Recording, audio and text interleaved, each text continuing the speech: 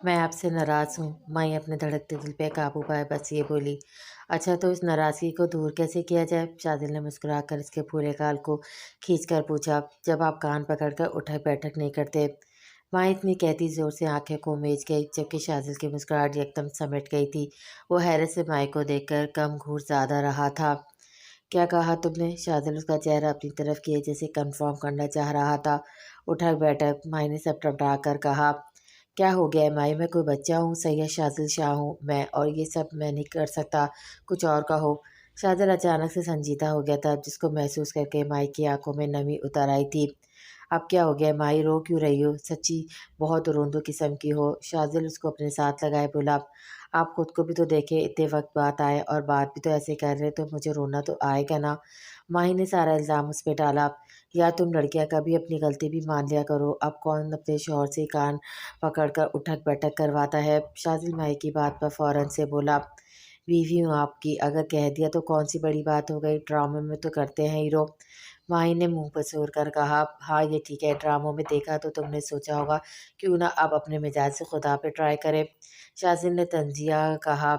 अच्छा ना सॉरी। माही अपना सर उसके सीने से हटाती कान पकड़कर क्यूट शक्ल बनाए बोली। तो शाजिल को बेख्तियार उस पर प्यार आया, तभी झुककर उसके माथे पे बूसा दिया। Oh shit! शाजिल को कुछ याद आया तो बड़बड़ाया। माही जो आंखें बंद किए माथे पे उसका लब महसूस कर रही थी। शब्ज़ की शाजिल की आवाज़ पे चौंक कर आंखें खोलकर उसको देखा। क्या हुआ शाजिल? माही ने पूछा। मैं तुम्हें रिपोर्ट्स अपने दोस्त के पास भूल आया हूँ। शाजिल ने बताया तो माही के चेहरे की रंगत पल भर में फ़क हुई थी। शाजिल को देखकर वो रिपोर्ट्स वाली बात बिल्कुल फरामोश की हुई थी, मगर उसको अब याद आया वो प्रेग्नेंट है। जो बात वो शाजिल से छुपाना चाहती थी, उसको शाजिल के रिएक्शन से डर लग रहा था और अब भी यही हो रहा था। क्या ये खूबसूरत लम्हा चंद पल के थे? शाजिल का चेहरा देखकर उसने बेख्तियार सोचा। थैंक यू सो मच माही, मुझे इतनी बड़ी खुशखबरी देने के लिए। तुम्हें पता नहीं, जब डॉक्टर ने मुझे रिपोर्ट्स पकड़ा कर ये बात बताई तो मैं कितना खुश हुआ। मुझे यकीन नहीं हो रहा था कि ऐसा भी कुछ हो सकता है। मेरा बस नहीं चल रहा था। मैं उसी वक्त उड़कर तुम्हारे पास आ जाता, मगर आ नहीं पाया। माही अपनी सोचों में ही गुम थी जब शातिल अचानक से उसको खुद में बीच कर बोला, तो माही को दर पे दर हैरत के शदीद झटके लग रहे थे। तुम क्या खुश नहीं? शादिल ने उसकी तरफ खामोशी महसूस की तो उसका चेहरा सामने किया। संजीदगी से पूछने लगा। जवाब में माही रोने में मसरूफ़ हो गए। माही सलाप लाना है क्या? रो क्यों रही हो? शाजिल अब बेजार हुआ। मेरा डर मेरी खुशी पे गालिब आ गया। मैं वो खुशी महसूस ही नहीं कर पाई जो एक माँ अपने पहले बच्चे के आने की खुशी में करती है। माही हिचकियों के दरमियान बताने लगी। किस बात का डर? शाजिल ने पूछा तो माही ने नज़रें उठाकर शाजिल को देखा। वो समझ नहीं पाई शादिल को अब क्या जवाब दे। मुझे लगा आप मेरे बच्चे को कबूल नहीं करेंगे, बल्कि अपना बच्चा मानने से इनकार कर देंगे। माही की बात पे शादिल की कशादा पेशानी पे बल नुमाया हुए थे। पल भर में इसकी सफ़ेद रंगत गुस्से से सुर्ख हो गई थी। इस बकवास का मतलब, ये खन्नास खुरफात बातें तुम्हारे इस कूड़े दिमाग में किसने डाली? शाजिल उसकी कनपट्टी पे नोक करता जब्त की इंतहा को छूकर पूछने लगा। माही की बातें इसको किसी तमाचे से कम नहीं लग रही थी, मगर उसके रोने का और जिस कंडीशन में वो थी उसका लिहाज कर रहा था, वरना वो क्या कर गुजरता वो खुद नहीं जानता था। आप नशे में थे उस रात। माही ने शाजिल से थोड़ा दूर खिसक कर बोली। तो शाजिल को समझ नहीं आया। दूसरे दिन आपका बिहेवियर नॉर्मल था, मुझे लगा आपको कुछ याद नहीं इस वजह से। माही ने उंगलियां चटका कर कहा। तो शाजिल ने जोर से हाथों की मुट्ठियों को भींचा। तो मेरे अंदर बहुत खदशात पैदा होने लगे, और मैंने अक्सर ड्रामों में देखा है हीरो शराब की हालत में ये सब कुछ कर देता है, फिर दूसरे दिन उसको कुछ याद नहीं रहता। फिर से जब हीरोइन माँ बनने वाली होती ना, तो हीरो उस बच्चे को अपना मानने से इनकार कर देता है और हीरोइन को घर से बेदखल कर देता है। फिर एहसास उसको ड्रामे की लास्ट एपिसोड पर होता है। माही ने आहिस्ता आवाज़ में अपनी कैफियत भी बयान के साथ में ड्रामे की कहानी भी उसकी गोश गुजार की। शातिर बड़े ज़ब्त से उसकी चलती ज़बान को देख रहा था। यार माही, मैं तुम्हें क्या कहूँ, मासूम या हद दर्जा बेवकूफ़। शादिल अपने बालों में हाथ फिरता झंझला कर बोला। मैं बेवकूफ़ नहीं। माही बुरा मान कर बोली। सबसे पहले तुम खुद को किसी ड्रामे की हीरोइन और मुझे हीरो समझना छोड़ दो। सच्ची बहुत बड़ा एहसान होगा तुम्हारा मेरे मेरे पे। शादिल उसके सामने हाथ जोड़कर दांत पे दांत जमाए बोला। ऐसा क्यों कर रहे हैं आप? माही ने फ़ौरन से उसके हाथ नीचे किए। आज के बाद तुम कोई ड्रामा नहीं देखोगी। तुम्हारा ये जो मेंटल पीस दिमाग है ना, मज़ीद ख़राब होता जा रहा है। शादिल ने उसको वार्न किया। आप मेरी बेइज्जती कर रहे हैं। माही ने फिर से रोने की तैयारी पकड़ी। ماہی سب سے پہلے اپنا رونا مت کرو، اگر تمہاری وجہ سے ہمارا بچہ روندا پیدا ہوا نا تو میں تمہیں بخشوں گا نہیں۔ شاذل اس کے بار بار رونے پہ زچ ہوا۔ ہاں آپ کو تو بہانا چاہیے مجھ پہ غصہ ہونے کا۔ ماہی روتی ہوئی بولی، ماہی تمہاری بات کسی بھی غیرت مند مرد کو بہت کچھ کرنے پہ اکسا سکتی ہے، میرا رویہ نارمل تھا تو تم کیا چاہتی ہو میں کیا کرتا دوسرے دن؟ شاذل کی بات پہ ماہی گڑبڑائی، مجھے نیند آ رہی ہے، ماہی جمائی لیتی ہوئی بولی تو شاذل اس کی چالاکی پہ اش اش کر اٹھا۔ پہلے یہ بتا تم یہاں کیسے آئی؟ شاذل جو بات بار بار ستا رہی تھی وہ بالآخر پوچھ ہی لی۔ آپ نے مجھے امی کے گھر چھوڑا تھا تو ایک ہفتے بعد ان کو میری پیگنسی کا پتہ چل گیا تھا۔ گھر میں سب کو یہ بات جاننے کیوں ناگوار لگی۔ پاپا اور اماں والے خلا کے کاغذات تیار کروانا چاہتے تھے، مگر میں پیگننٹ تھی تو انہوں نے ایسا کچھ نہیں کیا۔ آمنہ مجھ پہ بہت غصے ہوئی تھی، میں نے آپ سے یہ اتنی بڑی بات کیوں چھپائی؟ تو کیا تم پہلے سے یہ بات جانتی تھی؟ شاذل اس کی بات کاٹ کر بولا تو مائی نے کسی مجرم کی طرح اپنا سر جھکا لیا۔ میرے اتنے بار پوچھنے پر بھی تم نے مجھے لا علم رکھا۔ شاذل کو افسوس ہوا۔ سوری شاذل، اس وقت میں جس کیفیت سے گزری تھی اس کا شاید ہی آپ کو کچھ اندازہ ہو۔ حویلی والوں کے سخت رویے کے بعد جس طرح آپ میری ڈھال بنے، مجھے سہارا دیا، اس کے بعد میں ٹوٹ جاتی اگر آپ مجھ سے نفرت کرنے لگ جاتے تو۔ ماہی نے نظریں جھکائے کہا، میں تمہارا ڈھال بنا، تمہیں سہارا دیا، مگر افسوس رہے گا میں تمہارا اعتبار تک نہ جیت سکا۔ شاذل کی بات پہ مائی نے تڑپ کر شاذل کو دیکھا۔ ایسی بات نہیں شاذل، مجھے خدا کی بات آپ پہ اعتبار ہے، مائی نے جلدی سے کہا۔ اگر اعتبار ہوتا تو یوں سہارا دے کر میں تمہیں بے سہارا کروں گا، یہ بات نہ سوچتی تمہیں پتہ ہے مائی جو گھٹیا بات تم نے کی ہے نا وہ تو میں مر کر بھی نہیں سوچ سکتا، مگر تم نے سوچنا کیا بول بھی دیا۔ شاذل نے سنجیدگی سے کہا، مجھے معاف کر دے، غلطی ہو گئی۔ ماہی نے ندامت سے اس سے کہا، کان پکڑ کے اٹھک بیٹھک کرو تب میں سوچوں گا معاف کرنا ہے یا نہیں۔ شاذل تھوڑا مغرور ہوا۔ شاذل آپ کو پتہ ہے پیگننٹ ہوں، آپ میری اس کنڈیشن میں مجھ سے اٹھک بیٹھک کرائیں گے، پھر اس کے بعد بھی سوچیں گے معاف کرنا ہے یا نہیں؟ ماہی کا حیرت کے مارے منہ کھلا کا کھلا رہ گیا۔ ہاں تو جس طرح اس کنڈیشن میں چلنا، کھانا پینا، آرام کرنا ضروری ہوتا ہے، اٹھک بیٹھک بھی لازمی ہونا چاہیے، ایسے پیٹ کم باہر نکلے گا۔ شاذل کی عجیب فلسفی سن کر ماہی کی شکل دیکھنے لائق تھی۔ اس کے تاثرات جانچ کر شاذل نے بڑی مشکل سے اپنے کہکمے کا گلا گھونٹا۔ شاذل آپ بہت بہت برے ہیں، برے سے بھی زیادہ برے ہیں۔ ماہی اس کے اوپر کوشن پھینکتی چیخی، اف اللہ مائی ایک منٹ مجھے امیجن کرنے دو تم کیسی لگو گی بڑے ہوئے پیٹ کے ساتھ۔ شاذل پھر بھی باز نہ آیا تو چلتی پہ تیل کا کام اس نے خوب اچھے سے انجام دیا۔ 2 ماہ پہلے تم نے تصویر دے کر مجھ پہ احسان کیا ہے، اب اس کا نام وغیرہ بتا کر دوسرا احسان بھی کر دو۔ آج شاذل کو لاہور آئے 1 ہفتہ ہو گیا تھا، مگر اس کو اس آدمی کے بارے میں کچھ بھی معلوم نہیں ہوا تھا۔ تبھی اس نے تب زین کو کال کی تھی۔ مجھے اگر یہ سب پتہ ہوتا تو میں خود اس کو لاہور سے یہاں گاؤں میں نہیں پکڑ آتا۔ دوسری طرح زین بھی پورے موڈ میں معلوم ہو رہا تھا، تو یہاں تم نے مجھے تالاب سے سوئی ڈھونڈنے بھیجا ہے۔ شاذل جل کر خاک ہوا تھا۔ اپنے بھائی کا اصل قاتل ڈھونڈنے آئے ہو، مجھ پہ کوئی احسان نہیں کر رہے ہو جو ایٹیٹیوڈ دکھا رہے ہو، اپنا یہ شاہو والا لہجہ حویلی میں استعمال کیا کرو۔ زین کو اس کا لہجہ ایک آنکھ نہ بھایا تو کہا، مجھے اپنے لالا کے لیے قاتل تلاش کرنے کی ضرورت نہیں، اور جو میں یہاں آیا ہوں اس کو احسان ہی سمجھو، کیونکہ ہم سب کی نظر میں قاتل تم ہو۔ ایسے میں اگر وہ آدمی مل بھی جاتا ہے تو تمہارا فائدہ ہوا، تمہارے ماتھے پہ لگا قاتل کا دھبا جو ہے نا بڑے حرفوں سے لکھا ہے وہ ہٹ جائے گا۔ وہ بھی شاذل تھا، اینٹ کا جواب پتھر سے دینا اس کو خوب آتا تھا۔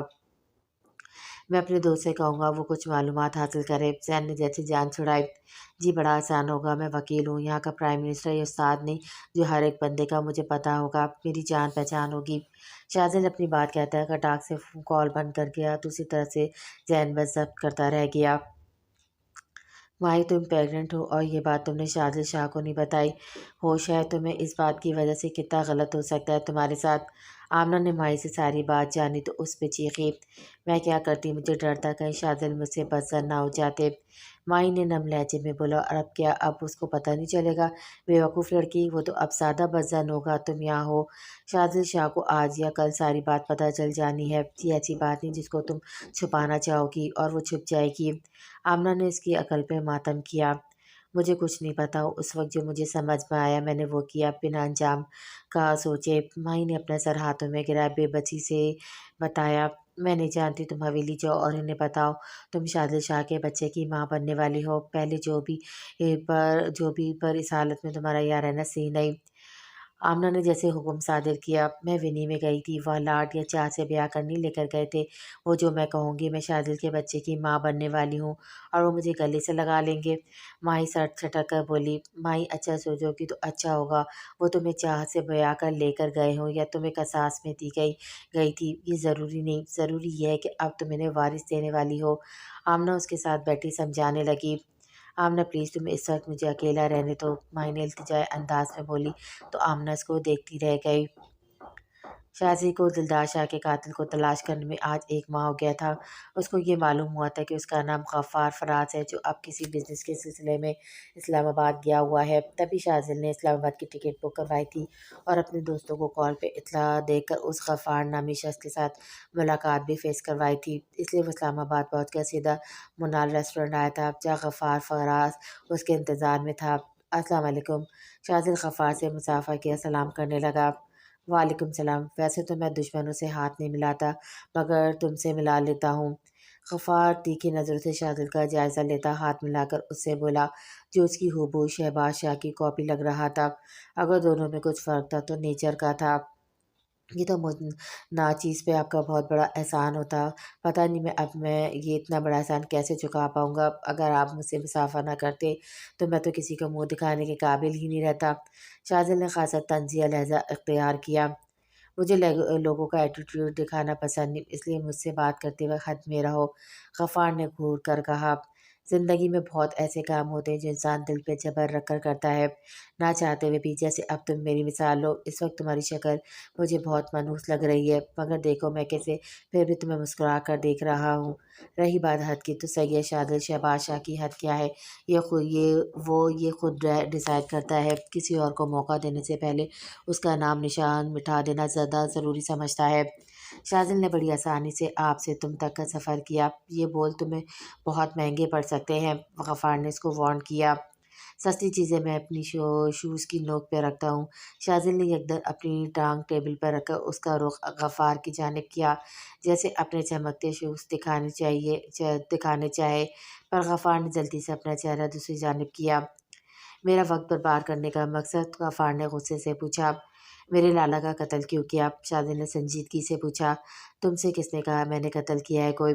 غفار نے طنزیہ کہا، میں چاہوں نہ مار مار کے تمہارا کچومر بنا سکتا ہوں، پھر 1 منٹ میں تم تسلیم کر لو گے کہ تم نے قتل کیا ہے، اس لیے عزت سے پوچھ رہا ہوں، عزت سے جواب دو۔ شازل وارن کرتی نظروں سے اس کو دیکھ کر بولا، کچومر؟ غفار ہنسا، ہاں کچومر، جو ابھی میں تمہارا بنانے والا ہوں۔ شازل اپنی شرٹ کے بازو فولڈ کرتا اس سے بولا تو 1 منٹ کے لیے غفار کے چہرے پہ گھبراہٹ کے تاثرات نمایاں ہوئے تھے۔ میں بتاؤں گا، پر آج نہیں، کچھ دن بعد جب تم میری بتائی ہوئی جگہ پہنچو گے۔ غفار نے اسے خطرناک ارادے جان کر جلدی سے کہا۔ گڈ بائے، خواہ کوئی کول مائنڈڈ بندے کا ٹمپریچر لوز کر رہے تھے۔ شازل اس کی بات پہ گہری مسکراہٹ سے اس کا کندھا تھپتھپا کر بولا، آپ اندر نہیں جا سکتی۔ آمنہ کے بار بار اصرار پہ جب ماہی حویلی میں داخل ہونے لگی تو بڑے سے گیٹ پہ موجود چوکیدار اس کے راستے پہ حائل ہوتا بولا، کیا مطلب؟ میں شادل شاہ کی بیوی ہوں اور آپ مجھے اندر جانے سے نہیں روک سکتے؟ ماہی اپنی چادر کو کونا مضبوطی سے پکڑے چوکیدار سے بولی، ہمیں اندر سے یہی کہا گیا ہے کہ آپ کو حویلی میں نہ آنے دیا جائے۔ چوکیدار سنجیدگی سے جواباً بولا تو ماہی کی آنکھیں لبالب پانی سے بھر گئیں۔ مجھے اندر جانے دیں، اگر شازل کو پتہ چل گیا نا تو وہ کسی کو چھوڑیں گے نہیں۔ ماہی نے اپنی طرف سے ان کو ڈرانا چاہا، دیکھیے وہ یہاں نہیں ہے، آپ بھی یہاں سے جائیں۔ چوکیدار نے اب کے اس کو دھکا دے کر کہا تو ماہی گرتے گرتے بچی۔ یہ کیا بدتمیزی ہے؟ ماہی چیخی۔ شور نہ کریں میڈم، جائیں یہاں، اب کی دوسرا چوکیدار بھی بولا تو ماہی کو اپنی بے بسی پہ بھی جی بھر کر رونا آیا۔ اس نے حسرت سے حویلی کو دیکھا جو بہت بڑی اور خوبصورت تھی، مگر وہاں رہنے والے لوگ خوبصورت تو تھے مگر ان کا دل بڑا نہیں تھا، ایک دوسرے کے خون کے پیاسے تھے۔ شازل کہاں ہیں آپ؟ ماہی بے ساختہ تصور میں اس سے مخاطب ہوئی۔ اب تم کیا کرو گے؟ ارحم نے فرنٹ سیٹ پہ بیٹھے شازل سے پوچھا۔ ابھی تو ہسپتال جانا ہے، ضروری کام ہے وہاں جو میں بھول گیا تھا۔ شازل نے جواب دیا، ہسپتال کیوں؟ میری مانو فی الحال تم کہیں آنا جانا بند کرو، ایک تو تم نے قاتل کو اتنا ایزی لے کر اس کو دھمکایا ہے، ڈرے ہوئے کہیں تمہیں نقصان نہ پہنچا دے۔ ارحم نے اس کو سمجھایا، میں کسی سے نہیں ڈرتا، ہسپتال جانا میرا ضروری ہے، پھر ملتے ہیں۔ شازل فرنٹ سیٹ کا دروازہ کھول کر اس سے بولا، انشاءاللہ، ٹیک کیئر۔ ارحم اس کی بات سن کر گہری سانس بھر کر بولا، آپ بہت لیٹ آئے ہیں رپورٹس لینے۔ ڈاکٹر نے شاذل کو دیکھا تو کہا، جی بس مصروفیات کی وجہ سے۔ خیر آپ یہ بتائیے رپورٹس تو ٹھیک ہے نا؟ مطلب میری وائف کو کیا ہوا تھا؟ شاذل تھوڑا فکر مند ہوا۔ جی پریشانی کی کوئی بات نہیں، یہ میں پہلے ہی سے ہی بتا چکی ہوں۔ اور یہ رہی آپ کی وائف کی رپورٹ جو پازیٹیو آئی ہے، ماشاء اللہ سے آپ باپ بننے والے ہیں۔ ڈاکٹر نے مسکرا کر رپورٹس اس کی جانب کر کے بتایا تو شاذل بے یقین نظروں سے ان کو دیکھنے لگا۔ سیریسلی؟ شاذل کے چہرے پہ خوشگوار تاثرات نمایاں ہوئے۔ جی بالکل، پروف آپ کے سامنے ہے۔ ڈاکٹر کا اشارہ رپورٹس کی جانب تھا۔ بہت شکریہ۔ شاذل رپورٹس ہاتھ میں لیتا خوش دلی سے بولا، اف کاش میں مائی کو سیل فون لے کر دیتا تو کم سے کم آج اس سے بات تو ہو پاتی۔ جانے اب وہ کیسی ہوگی، اپنا خیال رکھ بھی رہی ہوگی یا نہیں۔ شاذل اسپتال سے باہر آتا سوچنے لگا۔ اس کے چہرے پہ خوبصورت مسکراہٹ تھی جس کو دور سے گاڑی میں بیٹھے کسی نے حسد بھری نظروں سے دیکھا۔ اس نے اپنے ہاتھ کی گرفت اسٹرنگ پہ مضبوط کی اور تیز رفتار سے گاڑی چلاتا شاذل کا پیچھے کرنے لگا۔ دوسری طرف وہ بھی روڈ کراس کرنے والا تھا جب کوئی تیز رفتار گاڑی اس کو ہٹ کر کے جا چکی تھی۔ شاذل کا سر پوری طرح پتھر پہ لگا تھا جس وجہ سے اس کے سر سے خون بل بل کر نکل رہا تھا، جبکہ اس کے ہاتھ میں پکڑی رپورٹ دور جا گری تھی۔ حال صبح مائی کی آنکھ شاذل کے جاگنے سے پہلے کھلی تھی۔ وہ بہت غور سے شاذل کو دیکھ رہی تھی جب اس کی نظر شاذل کے ماتھے پہ پڑی جہاں کسی چوٹ کا خاصا نشان تھا۔ کل رات اپنی دھن میں اس نے غور نہیں کیا مگر اب اس کے چہرے پہ فکر مندی کے سائے لہرائے تھے۔ یہ کس چیز کا نشان ہوگا؟ مائی اپنا ہاتھ شاذل کے ماتھے پہ چوٹ کے نشان پہ رکھتی بڑبڑائی، جس چیز کا بھی ہو تمہاری عقل پہ یہ بات نہیں آنی؟ شاذل کی اچانک آواز پہ مائی نے چونک کر اس کو دیکھا جس کی آنکھیں تو بند تھیں مگر ہونٹوں پہ شریر قسم کی مسکراہٹ تھی۔ ناراض ہوں میں آپ سے، مائی نے جتایا۔ میں بھی ناراض ہوں۔ شاذل سیدھا ہو کر لیٹا۔ یہ اچھی بات ہے، روٹے ہوئے کو منانے سے بہتر ہے خود بھی ناراض ہو جائے، مائی برا مان کر بولی۔ تبھی شاذل کا سیل رنگ کرنے لگا۔ ہیلو رضا۔ شاذل ایک نظر مائی پر ڈال کر کال ریسیو کیا رضا سے کہا، شاذل میں غفار کو لیے گاؤں پہنچ گیا ہوں، تم بس گاؤں کے لوگ جمع کرو، غفار سب کے سامنے سچ بتائے گا اسے تمہارے لالا کا قتل کیوں کیا۔ دوسری طرف رضا نے کہا، ٹھیک ہے میں پنچایت بٹھاتا ہوں۔ شاذل مختصر بول کر کال ڈراپ کر گیا۔ کس لیے پنچایت بٹھائیں گے؟ مائی نے ناسمجھی سے شاذل کو دیکھ کر پوچھا۔ مبارک ہو، تمہارے بھائی سے آج سے قتل کا الزام ہٹ جائے گا۔ شاذل مسکرا کر بس یہی بولا۔ حریم کیسی ہے؟ ارویش دریت کے کمرے میں آتی اس کا وارڈروب سیٹ کر رہی تھی جب دریت نے پوچھا۔ ٹھیک ہے، آہستہ آہستہ زندگی کی طرف لوٹ رہی ہے اور یہ سب بچے کی آنے کی وجہ سے ہو رہا ہے، دیکھے گا بچے کے پیدائش کے بعد وہ پہلی والی حریم بن جائے گی۔ ارویش کے لہجے میں امید کی کرن تھی جس کو محسوس کیے دریت زیر لب مسکرایا۔ تم اس کا بہت خیال رکھ رہی ہو تبھی وہ زندگی کی طرف لوٹ رہی ہے، دریت نے مسکرا کر کہا۔ اگر وجہ میں ہوتی اس کے ٹھیک ہونے کی تو وہ کب کا ٹھیک ہو جاتی، مگر اس میں بدلاؤ بچے کی وجہ سے آ رہا ہے۔ گھنٹوں پیٹ پہ ہاتھ رکھ سے باتیں کرتی ہے جیسے وہ سن یا سمجھ رہا ہو۔ آروش سر جھٹک کر بتانے لگی، ایسی باتیں مت کرو، دریت نے کہا تو آروش ناسمجھی سے اس کو دیکھنے لگی۔ کیوں لالا؟ آروش نے بلاخر پوچھ لیا۔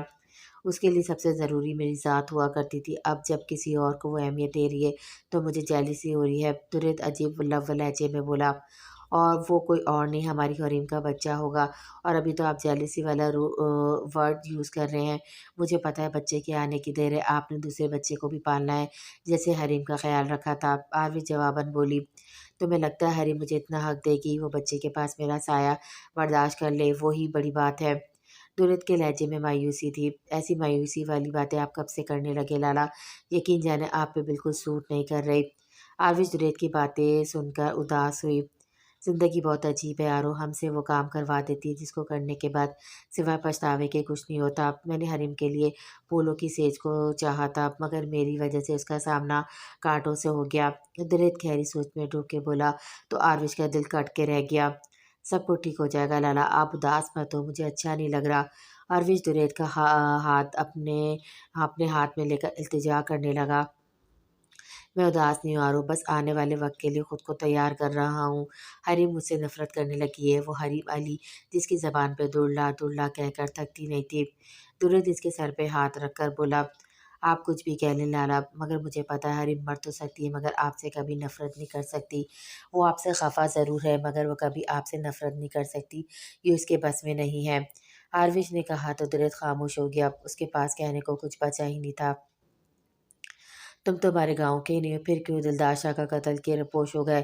पंचायत में बैठे मौजूद लोगों में से एक बुजुर्ग ने गफ्फार से सवाल पूछा, जो खामोश बैठा था। बाकी सब भी उसके जवाब के मुंतज़िर थे। मैं दिलदार शाह को कत्ल नहीं करना चाहता था। मेरा मकसद शहबाज शाह के बेटों को कत्ल करना था, मगर फिर मेरा ख़्याल बदल गया। गफ्फार नफ़रत भरी नज़रों से शहबाज शाह और शाज़िल शाह को देखकर बोला, दुरे जबकि मौजूद नहीं था। मेरे बेटों से तुम्हारी क्या दुश्मनी? शहबाज शाह ने रोबदार आवाज़ में पूछा। शायद आपने मुझे पहचाना ही नहीं। मैं गफ्फार फराज हूँ, जिसके बाप और बहन का घर तुमने कत्ल करवाया था इसी गांव में। गफ्फार ने हकारत से उनको देखकर कहा तो शाजिल की पहचानी में बल नुमाया हुए थे, जबकि शहबाज शाह सोच में पड़ गए कि सामने वाला शख्स किस कत्ल के बारे में बात कर रहा है। उन्होंने तो जाने कितने कत्ल करवाए थे और किए थे, तो ये कौन था जो बदला लेने पहुंच गया? मेरे बाबा से तमीज़ से बात करो, वरना आए तो अपनी टांगों से हो जाने के लिए किसी के कंधों की ज़रूरत पड़ेगी। शादिल ने सख्त लहजे में कहा, किसकी बात कर रहे हो तुम? शहबाज शाह शादिल को खामोश रहने का इशारा किया। गफ्फार से बोले, फराज अहमद का बेटा गफ्फार अहमद और कोमल का भाई हूँ मैं। क्या अब भी नहीं पहचाना? मुझे मेरी बहन का कत्ल करवाया तुमने क्योंकि वो तुम्हारे बेटे दुरेश शाह से शादी करना चाहती थी। मेरे बाप को खुद तुमने मारा है क्योंकि वो इंसाफ चाहते थे। गफ्फार चीखा तो चैम हो गया शुरू हो गई। उसकी बात सुनकर जहाँ शहबाज शाह खामोश हुए थे, वहीं शाजिल ने शुक्र अदा किया था कि दुरेश शाह नहीं, वरना वो नई तकलीफ से गुजरता।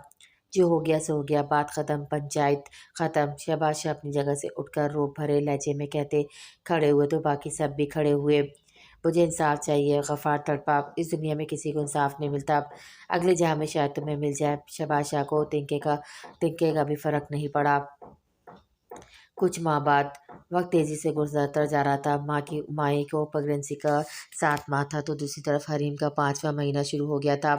शाजिल ने माही को हाथ का छाला बनाकर रखा था। उसकी हर ज़रूरत, हर बात का ख्याल रखा था, तो कहीं उसके गोल मटोल होते।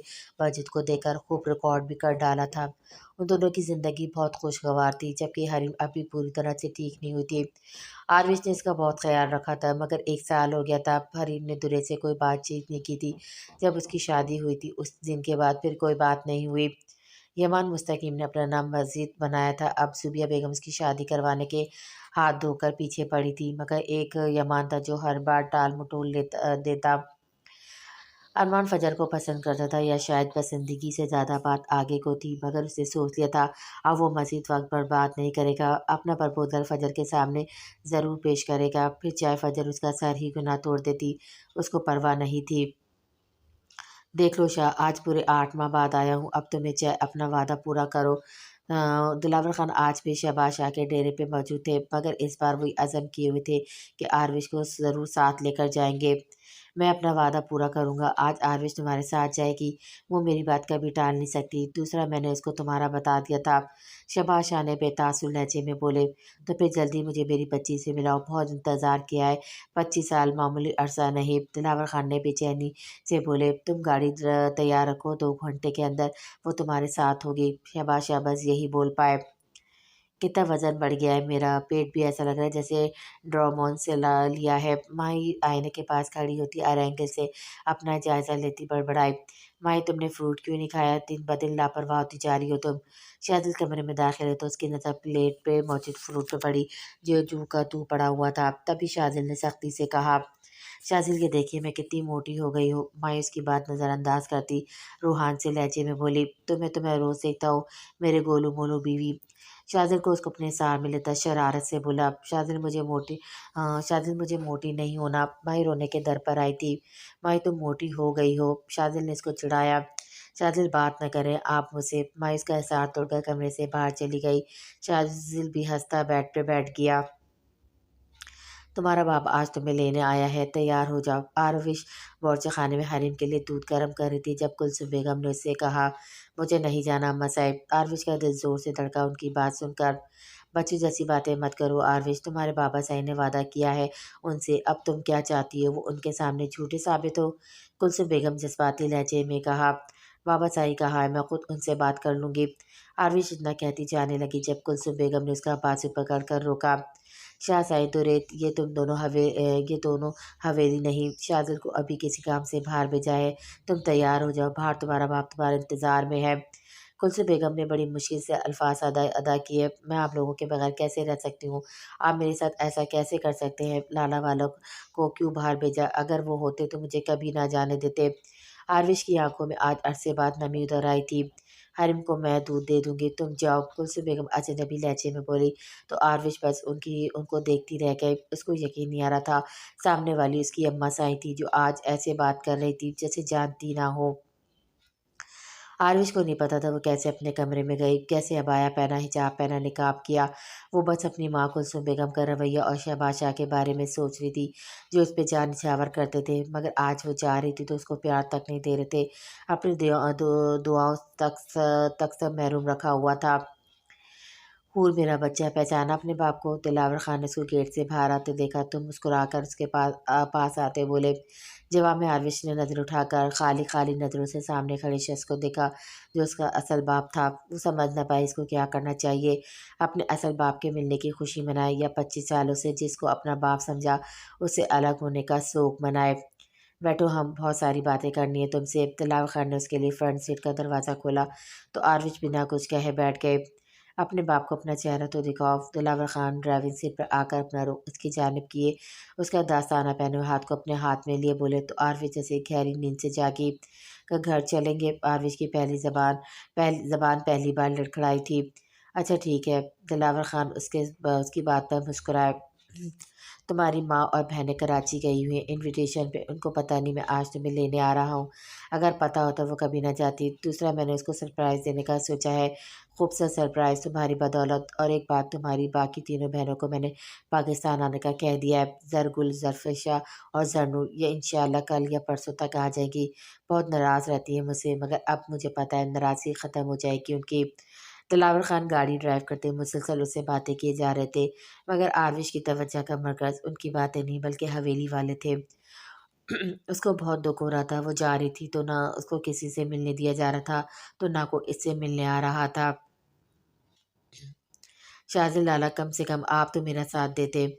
आरविश ने बेसाख्ता तसव्वुर में शाज़िल से खुशिफ़ा किया। उसको उम्मीद न थी, यकीन था अगर दुरेद या शाज़िल में से कोई भी हवेली में होता तो वो कभी आरविश को जाने न देते। शायद इसलिए बाबा साईं ने दोनों को बाहर भेजा और खुद भी चले गए। आरविश ने अफसोस से सोचकर अपने चेहरे का रुख ड्राइविंग करते दिलावर खान पे किया, जो फुल ब्राउन कलर के कोट पैंट में मलबूस थे। बाल शायद जेल से सेट किए हुए थे।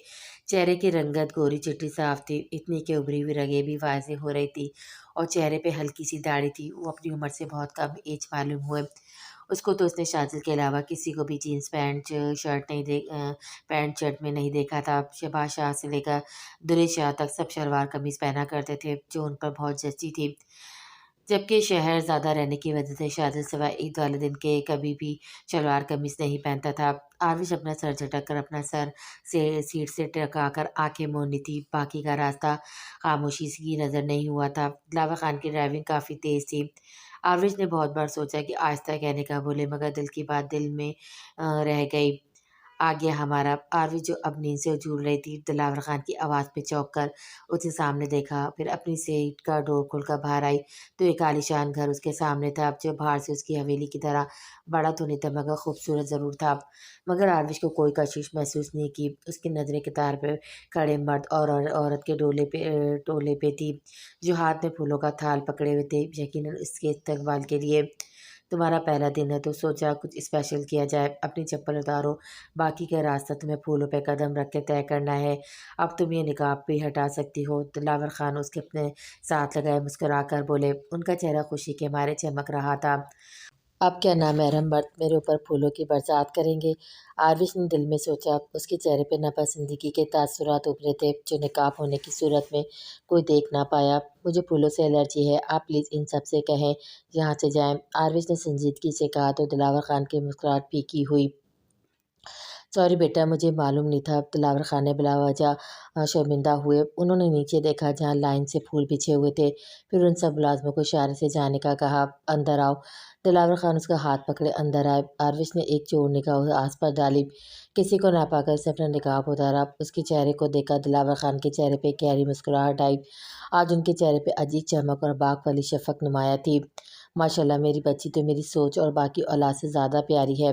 دلاور خان اس کا ماتھا چوم کر بولے تو آروش کو بے ساختہ شہباز شاہ کی یاد آئی۔ مجھے پتا تم ناراض ہو مگر میں تمہیں سب کچھ بتاؤں گا۔ دلاور خان نے آروش کو خاموش دیکھا تو کہا، میرے سر میں درد ہے، اگر آپ برا نہ مانے تو مجھے کسی کمرے کا بتائیں، آرام کرنا چاہتی ہوں۔ آروش بس یہی بولی، وہ چاہ کر بھی نارمل رویہ اختیار نہیں کر پا رہی تھی۔ اس کے لیے مشکل لگ رہا تھا، بھلے اس کا باپ تھا مگر اس نے ساری عمر کسی اور کو باپ دیکھا تھا، کچی عمر سے لے کر جوانی کی دہلیز پہ قدم رکھنے تک۔ ہاں کیوں نہ، تم آرام کرو، مجھے تمہارے آرام کا خیال ہی نہیں آیا۔ باپ ہونا، اتنے سالوں بعد اپنی بچی کو دیکھا تو سمجھ نہیں آ رہا کیسا ریئیکٹ کروں۔ دلاور خان اس کی بات سن کر اپنے سر پہ ہاتھ مار کر بولے تو آروش مسکرا بھی نہ پائی۔ تمہیں پہلے کچھ کھانا چاہیے، سفر لمبا تھا، بھوک لگی ہوگی، کچھ کھا لو۔ اس کے بعد پین کلر لے کر آرام کرنا، تمہارا کمرہ میں نے تیار کروا دیا ہے، تمہیں پسند آئے گا بہت۔ دلاور خان اس کی بھوک کا خیال آیا تو کہا، نہیں ابھی بس مجھے آرام کرنا ہے۔ آروش نے انکار کیا، اچھا ٹھیک ہے، تمہارا کمرہ اوپر ہے، رائٹ جا کے جو پہلا کمرہ ہے وہ تمہارے بھائی کا ہے، اس کے ساتھ والا کمرہ میں نے تمہارے لیے سیٹ کیا ہوا ہے، میں لے کر چلتا ہوں تمہیں، اگر کسی چیز کی ضرورت ہو تو کمرے میں انٹرکام موجود ہے، نہیں لیفٹ سائڈ پہ کمرہ نور کا ہے، اس کے پاس جانا۔ دلاور خان نے تفصیل سے بتایا۔ کچن کہاں ہوتا ہے؟ اپنی بات کے جواب میں آروش کا یہ جواب سن کر دلاور خان چونکے ضرور تھے۔ کچن؟ دلاور خان کو لگا جیسے انہوں نے سننے میں غلطی کی ہو۔ جی کچن، مجھے اپنے کام خود کرنا اچھا لگتا ہے، آروش نے جواب دیا۔ یہاں بہت ملازم ہے، تم بس حکم کرنا، یہ تمہارا اپنا خود کا گھر ہے، تکلف کی ضرورت نہیں۔ دلاور خان نے کہا، بات تکلف کی نہیں، آروش نے کہا، یہاں سیدھا جا کر ٹرن لینا، وہاں کچن ہے۔ دلاور خان نے ایک جانب اشارہ کیا تو آروش نے سر اس بات میں ہلایا۔ ہیلو یمان کہاں ہو؟ آروش اس کے کمرے میں چھوڑ کر آنے کے بعد دلاور خان نے کہا، یمان کو کال کیے پوچھا، میں اسٹوڈیو میں ہوں، خیریت؟ یمان نے جواب دینے کے لیے پوچھا، ہاں مجھے کال آئی ہے، شوٹ پہ جانا تھا، تم گھر آ سکتے ہو؟ یہاں کوئی نہیں اور حور اکیلی ہوگی۔ دلاور خان نے کہا، آپ نور آپی کی بات کر رہے ہیں؟ یمان کو لگا شاید ان کو نام لینے میں غلطی ہو گئی ہے۔ نہیں یار، تم بس گھر آنے کی تیاری کرو، ویسے بھی رات ہونے والی ہے۔ دلاور خان نے عجلت دکھائی۔ موم کہاں ہے؟ یمان نے اپنا سوال داغا۔ کراچی میں ہے، بتایا جو تھا، شادی میں انوائٹ تھے، دلاور خان نے کہا تو بے اختیار یمان نے لبوں دانتوں تلے دبائے۔ سوری، میرے مائنڈ سے نکل گیا تھا، میں بس کچھ دیر تک آتا ہوں، آپ اپنے شوٹ پر جائیں۔ یمن ہاتھ میں پہنی گھڑی پہ وقت دے کر کہا، ٹھیک ہے جلدی۔ دلاور خان اتنا کہتے کال ڈراپ کر گئے۔ آروش اپنا عبایا اتار کر تھوڑا لیٹنے کے بعد اپنے کمرے کا جائزہ لینے لگی، جو پورا پنک کلر سے ڈیکوریٹ تھا اور وائٹ کلر کے پردے لگے ہوئے تھے جو بہت خوبصورت لگ رہے تھے، اور عام طور پہ لڑکیاں یہ کلر بہت زیادہ پسند کرتی تھی، تبھی شاید دلاور خان نے اس کا کمرہ اس انداز سے تیار کروایا تھا۔ مگر آروش کو پرپل کلر پسند تھا، حویلی میں اس کا کمرہ سب سے بڑا خوبصورت پرپل کلر سے سیٹ کیا ہوا تھا۔ ویسے تو حویلی میں سب کمرے ایک سے بڑھ کر ایک تھے مگر آروش کا کمرہ سب سے خاص تھا۔ اچھا ہے مگر میرا حویلی میں موجود سادہ کمرہ پیارا ہے۔ آروش بیڈ شیٹ کی سطح پہ ہاتھ پھیرتی بڑبڑائی، اس کی نظر وال کال پہ پڑی جہاں رات کے 10 بجے کا وقت ہو رہا تھا۔ حویلی میں سب اس وقت رات کا کھانا کھا رہے ہوں گے۔ وقت دیکھ کر آروش کو خیال آیا، ہری دوائی کھا کر سو بھی گئی ہوگی کہ نہیں۔ آروش کے ذہن میں مختلف قسم کے خیالات آنے لگے۔ میں اپنے لیے چائے بناتی ہوں، نیند تو ویسے نہیں آنی، آروش کو سوچتی بیڈ سے اٹھ کر کھڑی ہوئی۔ دلاور خان نے جیسے اس کو بتایا تھا وہ وہاں آئی تو بڑا سا کچن اس کے سامنے تھا۔ حیرت ہے، لائٹ آن ہے، لگتا ہے رات کے وقت لائٹ آف نہیں کرتے۔ آروش نے کچن کی لائٹس آن دیکھی تو اپنا تکا لگایا، پھر چلتی ہوئی فریج کی جانب آئی تاکہ دودھ نکال سکے، مگر سامنے والی فریج بہت مختلف تھی، اس نے پہلی بار ایسی دیکھی تو تبھی اس کو سمجھ نہیں آیا فریج کو کھولا کیسے جائے۔ فریج ہوتی ہے، انسان آم بھی تو لے سکتا ہے، مقصد صرف کولنگ کا ہوتا ہے نا، تو ایسی شو آف کرنے کے لیے عجیب و غریب فریج لینے کی کیا ضرورت ہے جو ضرورت دوسرا انسان یہ سمجھ ہی نہ پائے کہ فریج کو کھولا کیسے جائے۔ آروش کو بہت دیر تک سمجھ نہیں آیا تو تب کر بڑبڑائی، چاہے حویلی میں لیٹسٹ چیزیں موجود ہوتی تھی، اس کو ہر چیز کا پتہ ہوتا تھا مگر یہاں کی ہر چیز اس کو عجیب لگ رہی تھی، اگر وہ تھوڑا ٹھیک سے غور کرتی تو اس کو معلوم ہوتا شازل کے اسلام آباد فلیٹ میں بھی ایسی فریج موجود تھی جس کو وہ آسانی سے کھول اور بند بھی کر چکی تھی۔ یمان گھر آیا تو اس کو بہت دیر ہو چکی تھی، وجہ ٹریفک کا ہونا تھا، دوسری بات اس کو بھوک بھی لگی ہوئی تھی۔ اپنے لیے کچھ آرڈر کرنے کا سوچ کر وہ اوپر کی جانب جا رہا تھا جب اس کو کچھ غیر معمولی سا محسوس ہوا۔ اس نے گردن پیچھے کی جانب موڑی تو کچن کی لائٹس آن نظر آئی جو کہ اس کے لیے حیران کن بات تھی۔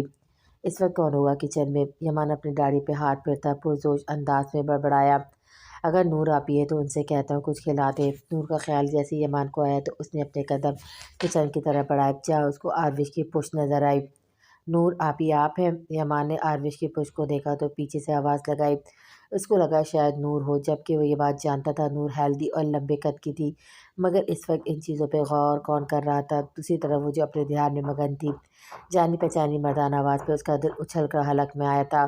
وہ بے ساختہ پلٹی تھی، یمان کی نظریں جو سامنے تھی، آروش کے پلٹنے پہ اس کا دل زور سے دھڑکا تھا، جسے پھسلیاں توڑ کر ابھی باہر آ جائے گا۔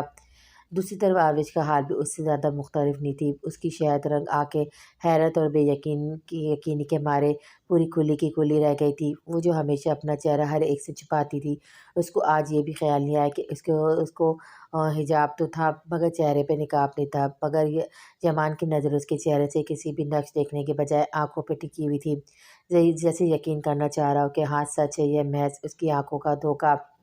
آپ یمان کچھ توقع کے بعد بولنے کے قابل ہوا۔ آروش کو اپنے اتنے پاس دیکھ کر اس کے رونگٹے کھڑے ہو گئے تھے۔ اسے تو خواب میں بھی آروش کو بنا حجاب یا نقاب کے دیکھنے کا نہیں سوچا تھا، مگر آج وہ حقیقت بن کر یوں اس کے سامنے تھی تو یمان کی نظر خود بخود احتراماً جھک گئی۔